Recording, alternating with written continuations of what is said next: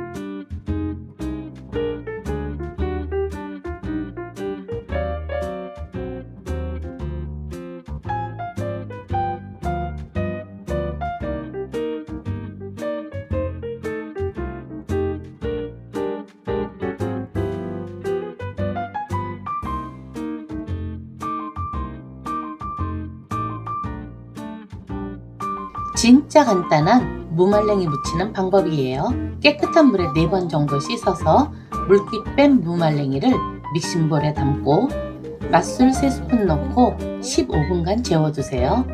불린 무말랭이에 고운 고춧가루, 까나리 액젓, 진간장, 참치액, 올리고당, 다진 마늘, 설탕, 생강가루 넣고 조물조물 힘을 줘서 묻혀준 뒤 깨소금을 곁들이면 오늘도 맛있는 식사하세요.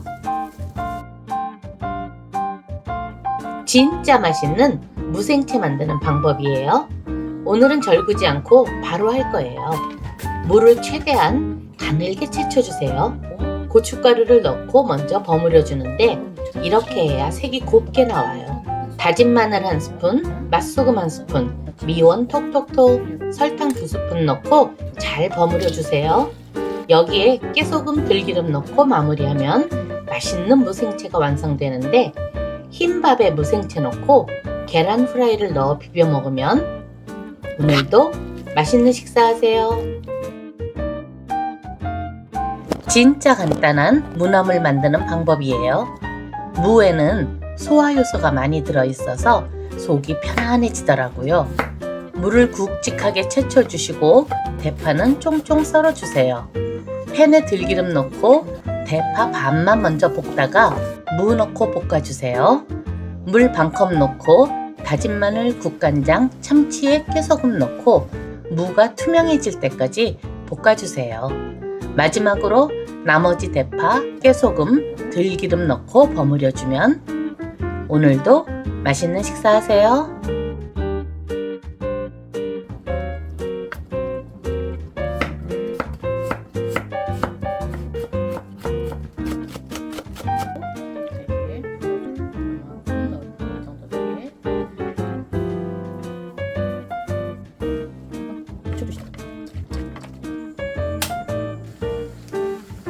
골고루 무가 좀 투명한 느낌이 있죠? 이거를 조금 넣기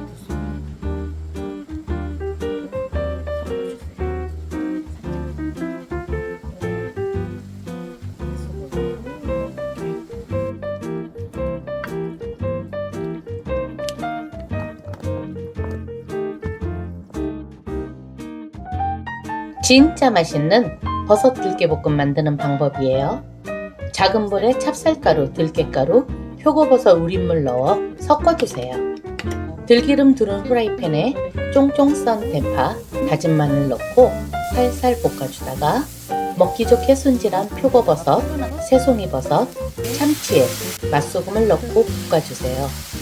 제일 나중에 팽이버섯을 넣고 볶아준 뒤 만들어둔 들깨물을 넣어 볶아주세요. 마지막으로 들기름 둘러주고 깨소금으로 마무리하면 오늘도 맛있는 식사하세요. 청경채 이렇게 먹으면 2배는 맛있어요. 청경채는 데쳐주고 두부는 물기 제거해서 으깨주세요. 다진 대파, 다진 마늘, 소금, 후추, 참치액 넣고 무쳐주다가 들깨가루, 들기름 넣고 한 번 더 무쳐주면 2배는 맛있는 청경채 무침이 된답니다. 박속이라고 아세요? 흥부전에 나오는 박의 속을 말하는데 그걸로 반찬 만들어 봤어요. 소고기 밑간에서 준비해 주시고요. 소고기 볶아주다가 다진 마늘이랑 박속 넣고 볶아줄게요. 간은 고운 소금, 참치액, 국간장으로 해줄게요. 박이 말갛게 되면 다 익은 거예요. 대파, 청고추, 홍고추, 들깨가루, 들기름 넣고 버무리면 박속 소고기 볶음이 완성된답니다. 육개장하고 남은 고사리가 있어서 고사리 볶음 해봤어요. 고사리는 끝에 질긴 부분은 제거해주세요. 이때 아까워하지 마세요. 먹기 좋게 잘라준 뒤 다진 마늘, 다시다, 국간장, 들기름 넣고 조물조물 묻혀서 5분 정도 재워둘게요. 후라이팬에 중불로 달달달 볶아주세요. 여기에 다진 고추, 깨소금 넣고 볶아주다가 참기름으로 마무리해주면 맛있는 고사리 볶음이 뚝딱 완성돼요. 오늘도 맛있는 식사하세요. 배추 겉잎 버리지 말고 이렇게 한번 해보세요. 깨끗하게 씻어서 끓는 물에 소금 넣고 삶아주세요. 찬물에 씻은 뒤 배추 줄기에 보면 막 같은 게 있어요. 이걸 제거해줘야 부드럽고 양념도 잘 배니 귀찮더라도 제거해주세요. 손으로 쭉쭉 먹기 좋게 찢어준 뒤 물기를 적당히 제거해주세요. 된장, 다진 마늘, 국간장, 다시다, 고춧가루 넣고 조물조물 무친 뒤 5분 정도 재워둘게요. 물은 잠길 정도로 넣고 코인 육수 하나 넣고 센 불에서 한 소끔 끓으면 대파 넣고 고추 넣고 약불에서 끓여주세요. 국물이 자작해지면 대파 넣고 들기름 넣고 섞어주면 완성이에요. 오늘도 맛있는 배추 겉잎 드세요.